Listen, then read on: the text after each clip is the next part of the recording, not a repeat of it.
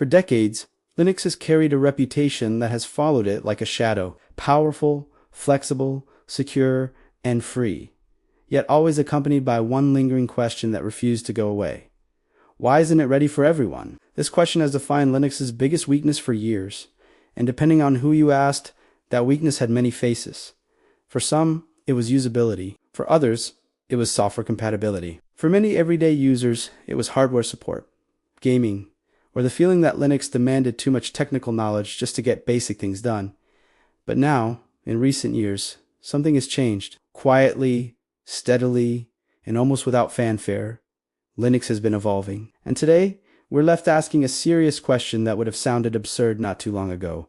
Has Linux finally lost its biggest weakness? To understand how big this shift is, we need to rewind and look at what that weakness actually was. For a long time, Linux wasn't hard because it was poorly designed. It was hard because it was built by and for people who loved tinkering. Early Linux users enjoyed editing configuration files by hand, compiling kernels, and solving problems through documentation and forums. That culture produced an incredibly powerful operating system, but it also built a massive wall between Linux and the average user. When someone installed Linux for the first time and their Wi-Fi didn't work, or their screen resolution was wrong, or their printer refused to cooperate, the usual solution involved terminal commands, obscure file paths, and advice that assumed a level of curiosity and patience most people simply didn't have. This became Linux's biggest weakness.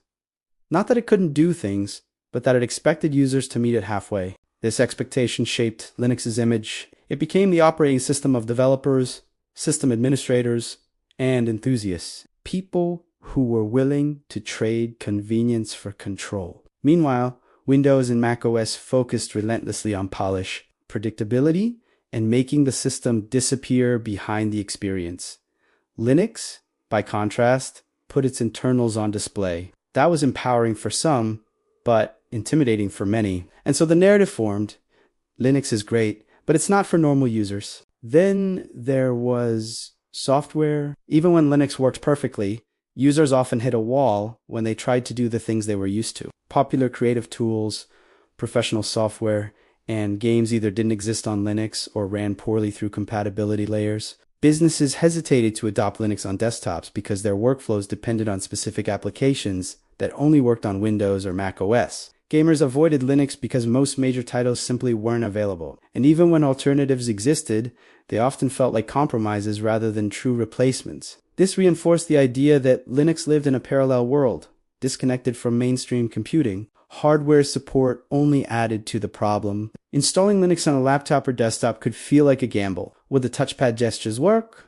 Would the fingerprint reader be supported? Would suspend and resume behave correctly? Sometimes everything worked out of the box, and sometimes nothing did. The inconsistency made Linux feel unreliable to people who just wanted their computer to work. And because hardware manufacturers prioritized Windows first, Linux users were often left waiting for community-driven solutions that might take months or years to mature. All of these issues combined into one overarching weakness.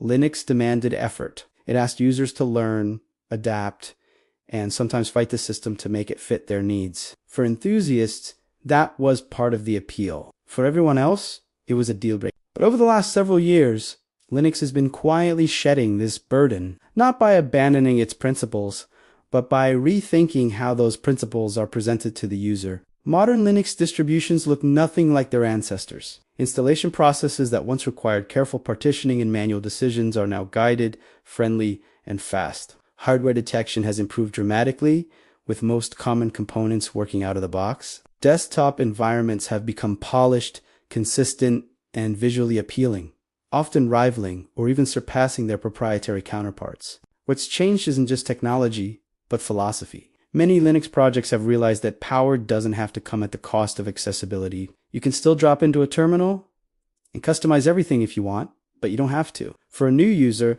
Linux can now be as simple as clicking an icon, installing software from a store, and getting work done without ever touching a command line. That alone represents a massive shift from the Linux of the past. Software availability, once one of Linux's greatest weaknesses, has also undergone a transformation. The rise of cross-platform development has blurred the lines between operating systems. Many applications now run on Linux simply because they run everywhere. Web-based tools have replaced native apps in countless workflows, making the underlying operating system almost irrelevant. At the same time, packaging technologies have made it easier for developers to distribute software to Linux users without dealing with the fragmentation that once plagued the ecosystem. Installing complex applications has become a matter of a few clicks rather than a long list of dependencies and instructions. Perhaps nowhere is this change more dramatic than in gaming. For years, gaming was held up as the ultimate proof that Linux wasn't ready for the mainstream. That argument has grown weaker with every passing year. Compatibility layers have matured to the point where many Windows games run on Linux with little to no effort. Major game platforms now officially support Linux,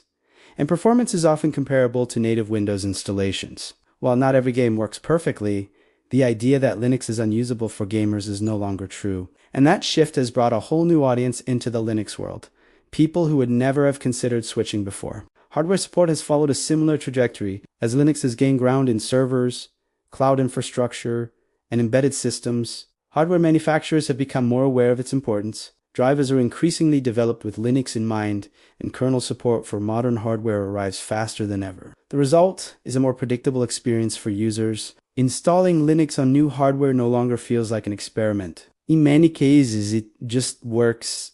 But perhaps the most important change isn't technical at all. It's cultural.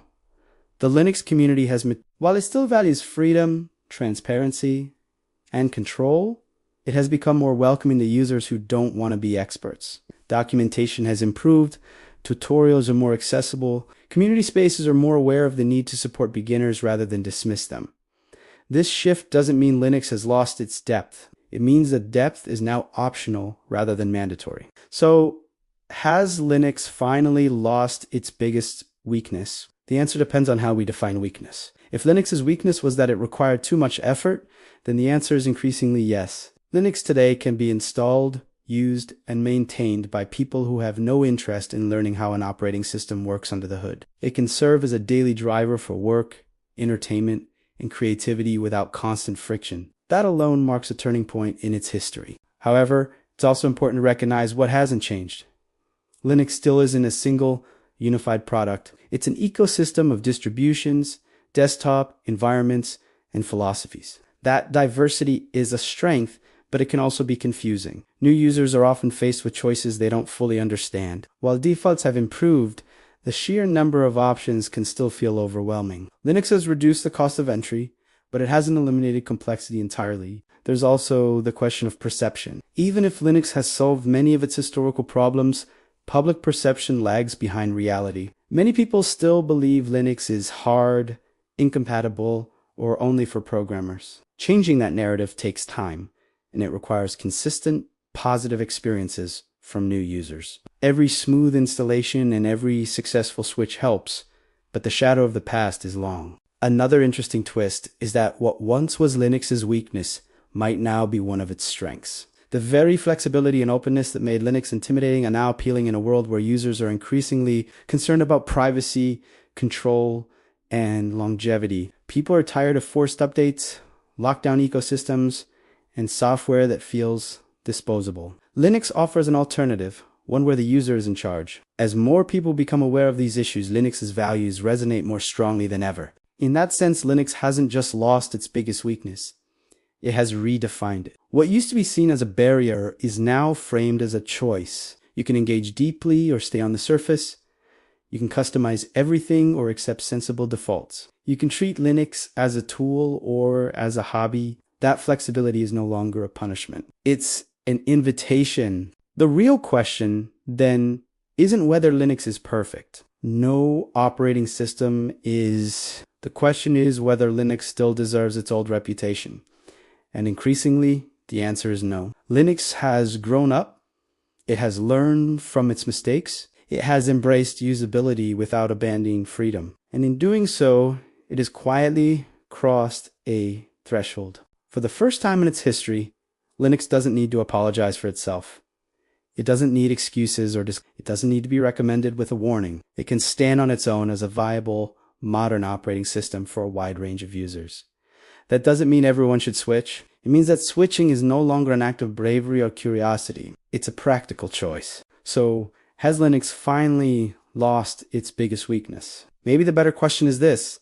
If the biggest weakness of Linux was that it demanded too much from its users. What happens now that it demands less? What happens when an operating system built on freedom becomes easy? The answer might define the next chapter of Linux's story.